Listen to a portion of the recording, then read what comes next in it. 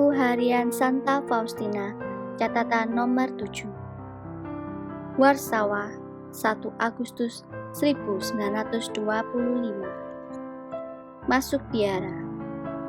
Sejak usia 7 tahun, aku mengalami panggilan yang jelas dari Allah, yakni rahmat panggilan untuk hidup membiara.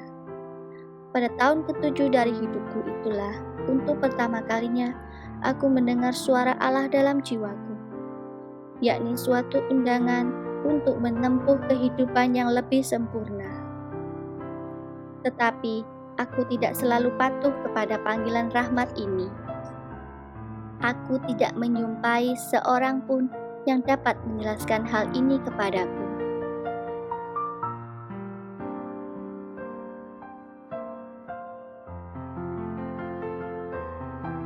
Catatan harian nomor 8. Aku memasuki tahun ke-18 dalam hidupku.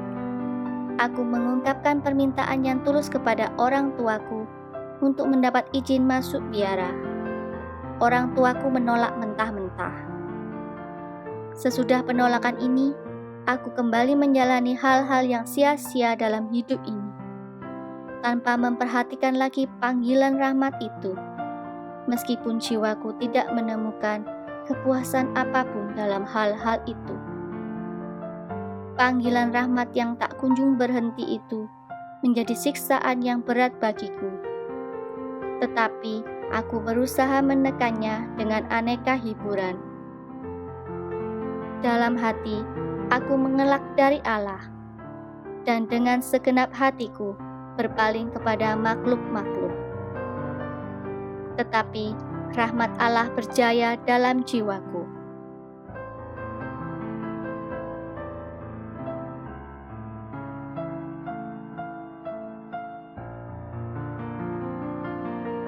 Catatan harian nomor 9.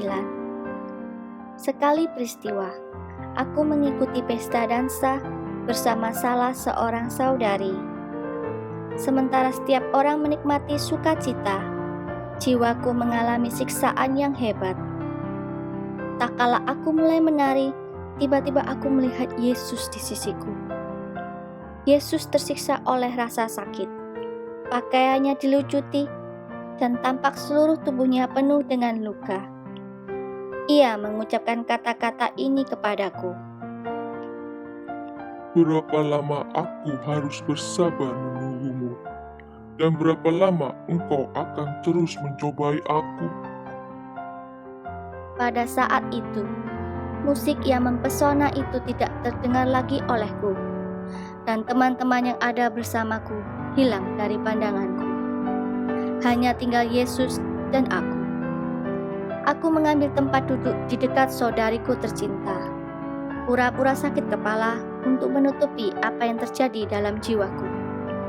Sesaat kemudian, diam-diam aku menyelinap keluar, meninggalkan saudariku dan semua temanku, dan aku berjalan menuju katedral Santo Stanislaus Gotska.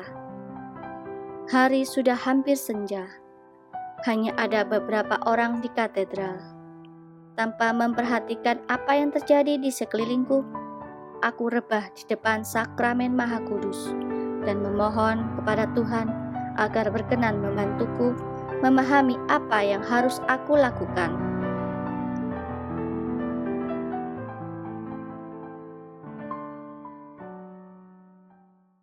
Catatan harian nomor 10. Kemudian aku mendengar kata-kata ini. Pergilah, segera ke Warsawa. Di sana engkau akan masuk biara. Aku beranjak dari doaku, pulang ke rumah, dan mengemasi barang-barang yang perlu kubawa. Sejauh aku dapat, aku menceritakan kepada saudariku apa yang terjadi di dalam jiwaku. Aku mengatakan kepadanya untuk menyampaikan selamat tinggal kepada orang tua kami. Dan dengan demikian, dengan hanya membawa pakaian yang aku kenakan, tanpa membawa barang lain apapun, aku tiba di Warsawa.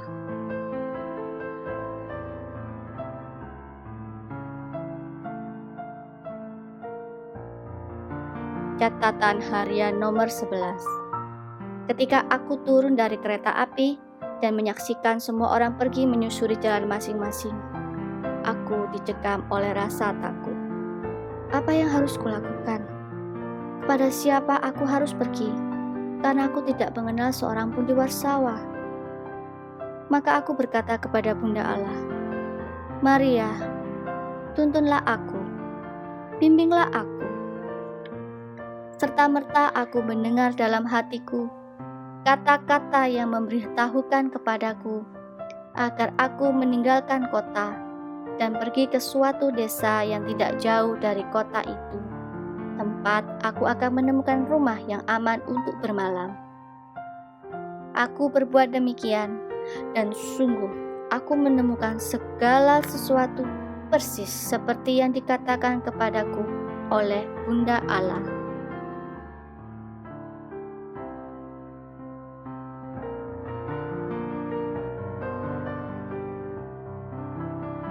Catatan harian nomor 12.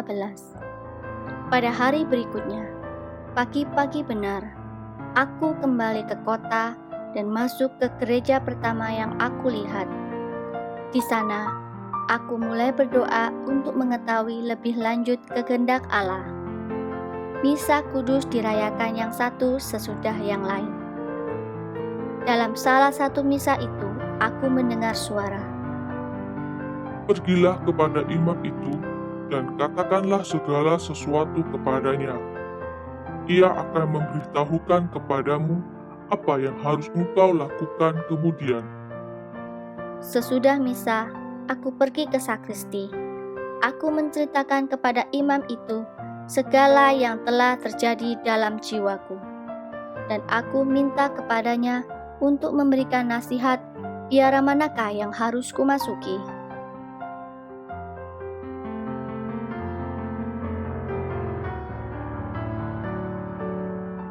Catatan harian nomor 13. Mula-mula imam itu heran, tetapi ia menasihati aku agar sungguh-sungguh percaya bahwa Allah akan menjaga masa depanku. Untuk sementara waktu, katanya, aku akan mengirim engkau kepada seorang ibu yang saleh. Dengannya, engkau akan tinggal sampai kamu masuk ke biara. Ketika aku datang kepada ibu ini, ia menyambutku dengan sangat ramah. Selama aku tinggal bersamanya, aku mencari-cari suatu biara. Tetapi pada pintu biara manapun aku mengetuk, aku selalu ditolak. Kesedihan mencekam hatiku, dan aku berkata kepada Tuhan Yesus, "Tolonglah aku, jangan meninggalkan aku sendirian." Akhirnya, aku mengetuk pintu biara kami.